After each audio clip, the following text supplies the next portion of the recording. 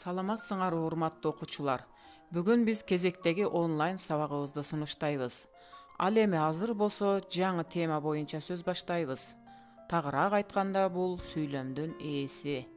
Урматтуу окуучулар, биз өткөн сабактарыбызда сөз жана сүйлөмдүн түрлөрү жөнүндө маалымат алганбыз. Сөздөр ар түрдүү маанилерди түшүндүрөт. Сөздөрдөн сүйлөмдөр куралат. Сүйлөм бир нече сөздөрдөн, кээде бир сөздөн туруп, бүткөн айрым бир ойду билдирет. Ал эми сүйлөмдүн түрлөрүн унуткан жоксуңарбы? Эгерде унутпасаңар, биргеликте санайбыз. Биринчи, жай сүйлөм. Жай сүйлөмдө ой жайынча баяндалат. Сүйлөмдүн аягына чекит белгиси коюлат. Мисалы, 1-июнь балдарды коргоо күнү.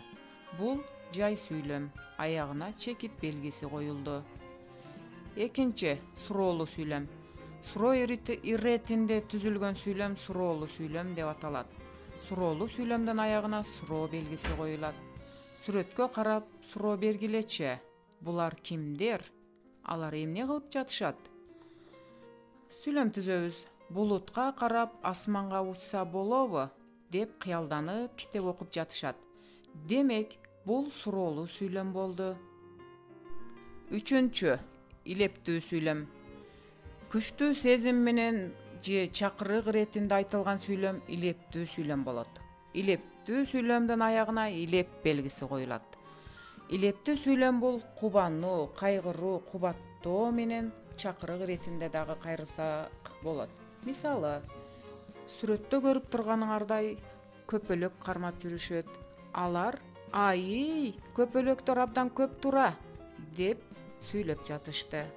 Мында балдар, илептүү сүйлөмдүн кайсыл түрүнө кошулат? Демек, бул кубануу иретинде кайрылган илептүү сүйлөм болду.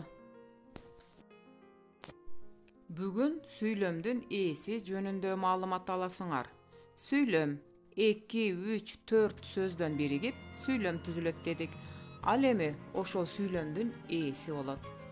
Сүйлөмдөгү негизги ойду билдирип турган жана ким, эмне, кимдер, эмнелер деген суроого жооп берген сөздөр сүйлөмдүн ээси болот. Сүйлөмдүн ээсинин асты бир түз сызык менен сызылат. Мисалы, ар бир адам өз мекенин сүйөт. Демек, бул сүйлөмдүн ээси адам экен. Адам деген сөздүн астын бир сызабыз. Эми ушул сүйлөмдүн ээсин табыш үчүн биз сүйлөмгө суроо иретинде кайрылабыз. Ар бир адам өз мекенин сүйөт дедик. Ким өз мекенин сүйөт? Адам. Демек, бул сүйлөмдүн ээси адам болду. Балдар, силер азыр сабак окуп жатасыңар, туурабы? Эми өзүңөрдү катыштырып сүйлөм түзгүлөчү. Мен сабак окуп жатам. Жөнөкөй гана сүйлөм түздүңөр дейле. Эми ушул сүйлөмүңөрдүн ээсин тапкылачы. Ээсин табуу үчүн биз суроо берип кайрылабыз. Ким сабак окуп жатат? Мен. Демек, сүйлөмдүн ээси мен деген сөз. Ошол мен деген сөздүн астын бир сызык менен сызабыз. Дептериңерге бүгүнкү числону жазабыз. Класста жазуу, таза жазууга А үндүү тамгасын бир сапка жазабыз. Экинчи сапка А тамгасын айландырып чынжырча түрүндө жазабыз. Жазып бүтсөңөр сүрөт боюнча сүйлөм түзөбүз. Түзгөн сүйлөмүңөрдү дептерге көчүрүп жазабыз. Ээсин таап астын сызабыз.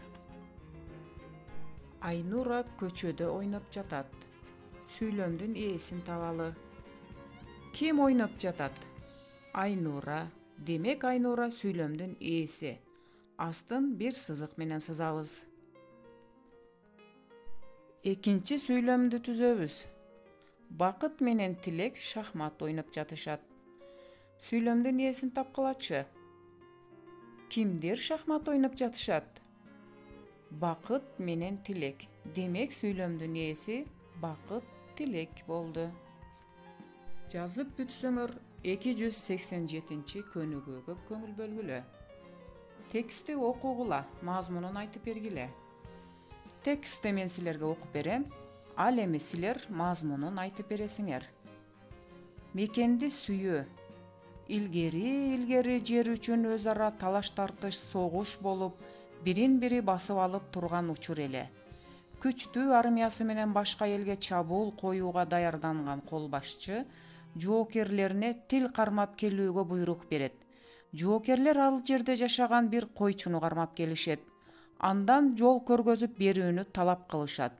Койчу жол көргөзүүдөн баш тартат. Жоокерлер аны алтын беребиз деп алдап да, коркутуп да көрүшөт. Бирок койчу: "Мен эч качан мекениме чыккынчылык кылбайм. Мекенимди, туулган жеримди, өз элимди сатпайм" деп бекем турат. Сөздүктөр менен иштөө. Тил кармап келүү. Бул маалымат берүүчү адамды кармап келүү деп айтабыз. Колбашчы армия башчысы. 288-көнүгүү. Тексттен экинчи, үчүнчү сүйлөмүн көчүрүп жазгыла. Ээнин астын сызып, аларга суроо бергиле. Тапшырма. Эрежени жаттагыла. 289-көнүгүүнү жазгыла.